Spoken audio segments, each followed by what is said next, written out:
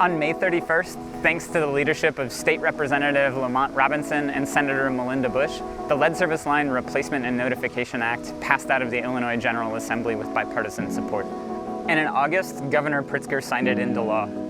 I personally feel that is such a big victory. This is a great win. This is a big moment for us, and we're excited. This great victory that's going to improve the lives of people throughout the state. It's landmark legislation, right? I mean, it's nation leading. This is a huge win for Illinois and cause for celebration. The legislation we're celebrating today is such a major win for clean water in Illinois and will encourage every water utility to find and replace every lead service line in the state.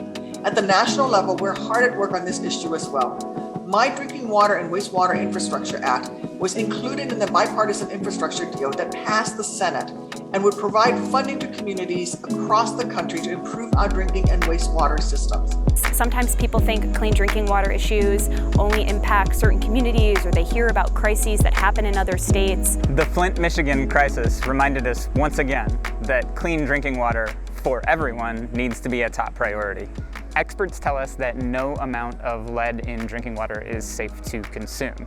And yet, due to decades of bad decision-making, Illinois has more water service lines made of lead than any other state in the country. Illinois has over 686,000 known lead service lines and up to an additional 1 million service lines of an unknown material composition that could be made of lead. What we know is that people throughout the state of Illinois have a very real threat. When we find out about the detrimental effects of lead in water, how it affects our children, it was a big concern for us childcare providers. How more years, how more times, how more decades are we going to keep on poisoning our kids?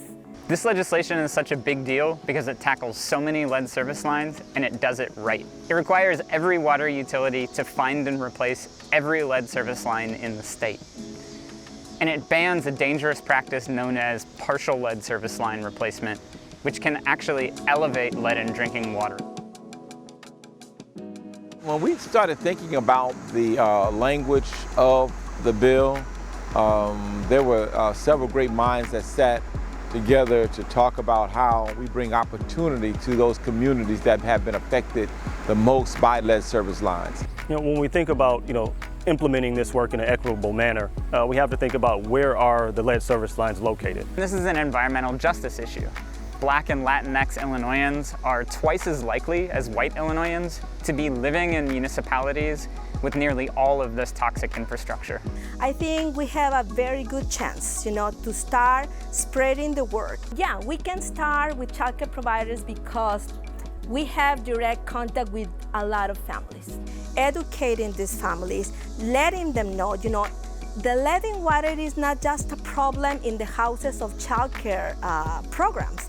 It is everywhere with my neighbors, everybody in my neighborhood, everybody in Illinois. So how do we communicate that? We have to go house by house. We have to do messaging by social media, messaging through mail. The city of Chicago has to participate, that this is an opportunity. Many people will feel that I cannot afford to change out my lead service lines. Well, if you say, hey, we can change out your lead service lines, it's not going to be a cost to you. And it's only going to be a benefit to you because now you're going to have cleaner drinking water coming into your house. But we also need partners at the municipal level, at the state, and in DC to make sure that the funds are available for this work for the next several decades.